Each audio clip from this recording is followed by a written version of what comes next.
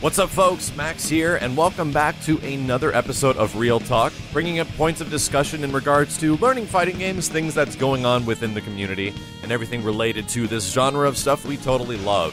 And this is very relevant to something that's been happening over the past couple of weeks for me, and something I get a very frequent question for in almost regards to every single fighting game, and that's, what do I do to get good? Can you give me certain tips? Can you let me know what I need to do to be good at this? And the overall concerning question, how do I quickly become good at a fighting game?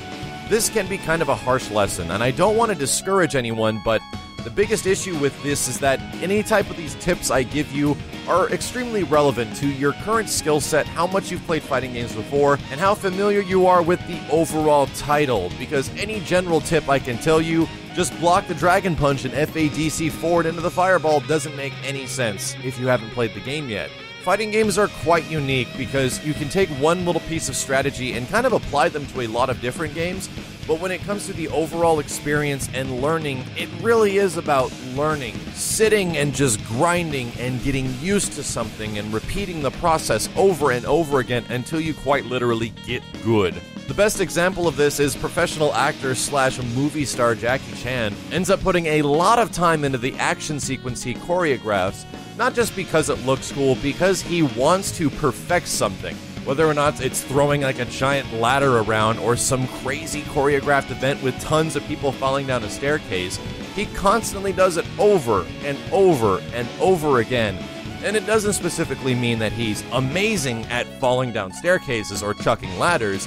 It means that he did it hundreds of times. He did it potentially thousands of times until he got good at it. And that's kind of the exact same thing in fighting games, and that's the part that's discouraging for a lot of people because people want a quick fix when it comes to learning something. You want to figure out how to cook something, you look up a video on YouTube. You want to figure out how to do a Dr. Doom TAC Infinite, you look up a video on YouTube, and then you realize, oh wow, there's probably a lot more to learn than just doing this TAC Infinite. You know what I mean?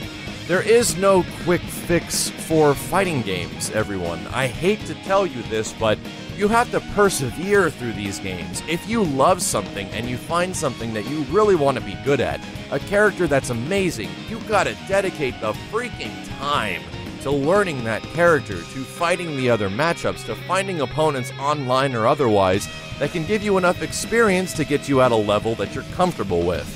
There is no, hey, just do this and you're going to be amazing with this character. That honestly doesn't really exist. But there is a couple of levels of information that you can give someone.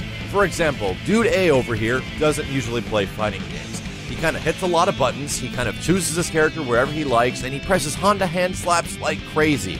That's totally fine, the dude is not hardcore in any way. Then you have another friend, kind of versed in fighting games. He sort of knows what to do, and he kind of needs something and he's stuck. He's in a character crisis right now. So we got friend A and friend B. Well, in terms of friend A, he's having a lot of trouble, and he just wants to know, hey man, what can I do that's cool? You know what, dog? I would totally pick Ken. Well, why would I pick Ken? Well, because Ken has that flaming uppercut, bro. It's way more damage, it's really good, and you can just throw it out on people like crazy. And he goes online, and guess what? He does really good by mashing Dragon Punch on everyone, and that guy, who would never ever take the game competitively, seriously, or anything otherwise, thanks you for the information because, hey, guess what? It's sound and it works. But if you were to give that same piece of info to the other dude that actually understands how fighting games work, his response would be, that doesn't make a lot of sense. I'm pretty sure they would just block the Dragon Punches and then punish me accordingly. Well, in that situation, he's totally right. The way this information and the way you can kind of distribute advice to fighting games really depends on someone's skill level, and that's the reason why there's no quick fix for fighting games, everyone. It'd be the equivalent of throwing someone into a calculus class when they're just learning how to do division. It's all relative and it all depends on the player's skill. But the big thing that we need to understand now, that we need to hold dear, and what happened to me over the past couple of weeks that kind of brought all this together, is that a fighting game came out that I had not played for over 10 years, and several iterations. One of the most updated fighting games of all time was Guilty Gear X series. And the Guilty Gear XX games were updated to, holy hell, there was many different versions that came out, and I only played the original one quite literally over a decade ago. And the new game came out, Guilty Gear Xrd, and I wanted to jump back into it, and oh my god, does this game feel insanely hard to play. Mechanics didn't make any sense, characters felt super awkward, I felt like I just missed out on everything from the previous games, and everyone kept playing, and they were destroying me, left and right. And this is kind of the process. I enjoyed the game so much, and I wanted to see these cool combos that the characters were doing and do them myself enough to keep playing. And luckily with the online running as it is right now, that process is probably one of the most endearing factors of fighting games because the reward is really good. And as we've said in many videos before, it's not about the destination, it's about the journey. It's about kind of getting to that spot. And if you don't have that, if you're just all the way immediately at the end, there's not a lot of satisfaction. If you can see your growth in something like a fighting game, or any skill, or any hobby that you do, that is what makes the payoff so good. And I see that in Guilty Gear Xrd, and I'm starting to understand how this game works and functions, and every day I get to play it, I have so much fun, it's ridiculous. And it reminds me how great the Guilty Gear Xrd system, its mechanics and formula, really work together as a game. And sadly, communicating this to you all right now and saying, hey, go out and buy Guilty Gear, and the first thing you would ask me, alright, well, what's good in this game? Well, I mean, you could do Dust in Yellow Roman cancel.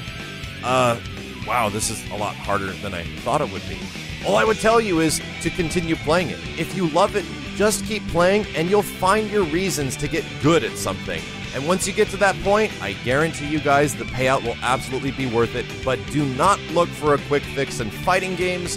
That's really not what it's about. As always, guys, thank you very much for watching. Thank you very much for tuning in. I know this is kind of a harsh reality for some of you dudes, and I don't want to discourage you guys because it's not something ridiculously hard like running up Mount Everest.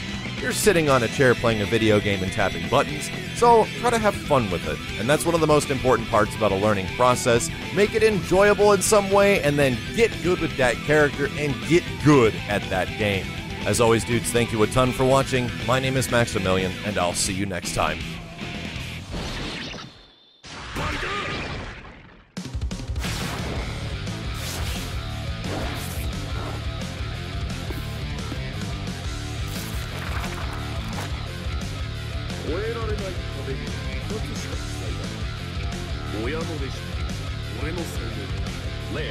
Win!